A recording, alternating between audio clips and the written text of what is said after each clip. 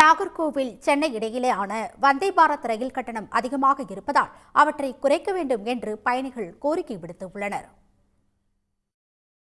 சென்னை எழும்பூரிலிருந்து புறப்பட்ட வந்தே பாரத் ரயில் இரவு 9:30க்கு செல்வதற்கு பதிலாக இரவு 11:15 மணிக்கு நாகர்கோவில் சென்றடைந்தது. அதில் வந்த பயணிகள் புது அனுபவமாக இருந்தது என்று தெரிவித்தனர். பயண நேரம் குறைந்துள்ளதாக கூறிய பயணிகள் கட்டணம் அதிகமாக இருப்பதால் குறைக்க வேண்டும் என்றும் கோரிக்கை விடுத்தனர்.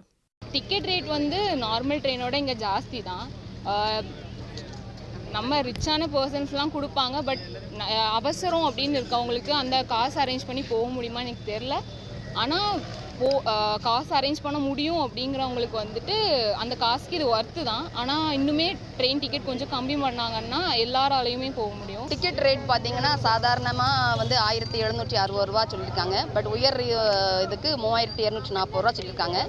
பட் பாமர மக்களால் இந்த டிக்கெட் கொடுத்து ஆசைக்கு வேணால் ஒரு தடவை ட்ராவல் பண்ணலாமே தவிர அடிக்கடி இதை யூஸ் பண்ணி ட்ராவல் பண்ண அவங்களால ரொம்ப சிரமத்துக்கு தான் உள்ளாவாங்க.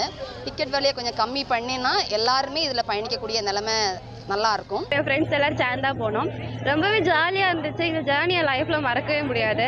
ட்ரெயின் பார்த்தோன்னா ரொம்ப க்ளீனாகவும் ரொம்ப செக்யூராகவும் ரொம்பவே கம்ஃபர்டபுளும் இருந்தனால எங்கள் ரொம்பவே ஜேர்னி சூப்பராகவும் ஜாலியாகவும் இருந்துச்சு. அது மட்டும் இல்லாமல் இதை சென்னையிலேருந்து கன்னியாகுமரி வரைக்கும் விட்டுறனால எங்களை ட்ராவல் ரொம்பவே கம்ஃபர்டபுளும் சூப்பராகவே இருந்துச்சு. டின்னர் தந்தாங்க. சாப்பாடும் ரொம்பவே டேஸ்டாகவும் சூப்பராக இருந்துச்சு.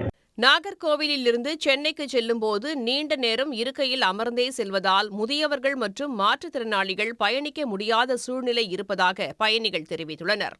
உடனுக்குடன் செய்திகளை தெரிந்து கொள்ள சன் நியூஸ் பெல் ஐகானை கிளிக் பண்ணுங்க.